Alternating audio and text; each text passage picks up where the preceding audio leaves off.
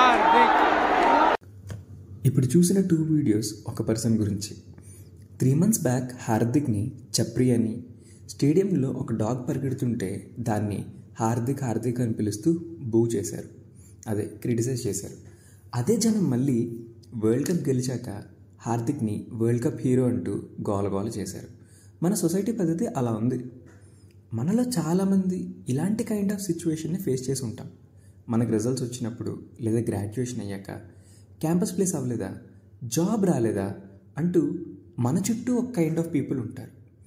వాళ్ళు మనల్ని ఏదో ఒక పాయింట్ మీద క్రిటిసైజ్ చేస్తున్నారని అలా ఉండిపోం కదా. మనం కంబ్యాక్ ఎలా ఇస్తామన్నదే పాయింట్. హార్దిక్ పాండ్యాని చూడండి, ముంబై ఇండియన్స్ టీమ్కి కెప్టెన్గా అనౌన్స్ చేసినప్పటి నుంచి చాలా క్రిటిసిజం ఫేస్ చేశాడు. And at the same time తన పర్సనల్ లైఫ్ కూడా is on the rough side అని సోషల్ మీడియాలో అండ్ న్యూస్లో చూసాం. తను ఆ ఫేజ్లో చాలా స్ట్రగుల్ అయి ఉంటాడుగా.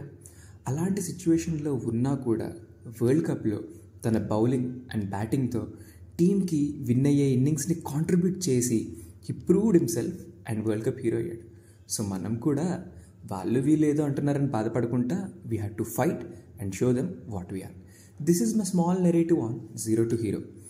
నచ్చితే do follow, like, share and subscribe to your talk meet.